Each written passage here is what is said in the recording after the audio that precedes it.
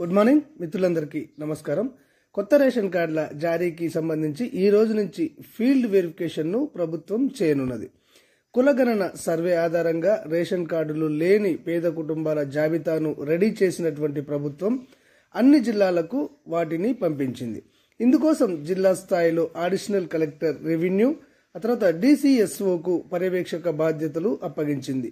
మండల స్థాయిలో ఎంపీడీఓలు, మున్సిపాలిటీలో మున్సిపల్ కమిషనర్ ఆధ్వర్యంలో సిబ్బంది ఫీల్డ్ వెరిఫికేషన్ ను చేయనున్నారు. లిస్టు ఆధారంగా దరఖాస్తుదారుల కుటుంబ వివరాలను సేకరించే బాధ్యతను పంచాయతీ కార్యదర్శులకు అప్పగించారు.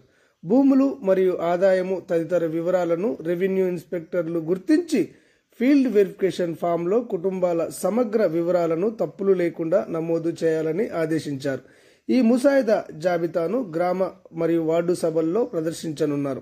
కాగా ఇందిరమ్మ ఇండ్లకు సంబంధించి ఇప్పటికే ఒక లిస్టు రెడీ అయింది. దీనిని కూడా మరోసారి పరిశీలించి తొలి ప్రాధాన్యతలో ఇచ్చే ఇండ్ల లబ్ధిదారుల జాబితాను గ్రామ సభల్లో ఫైనల్ చేస్తామని ఉన్నతాధికారులు తెలియజేయడం అనేది జరుగుతుంది. ఓకే ఫ్రెండ్స్, ఈ రోజు నుంచి రేషన్ కార్డుల కోసము గ్రామాలలో మరియు వార్డుల్లో ఫీల్డ్ వెరిఫికేషన్ జరగనున్నది.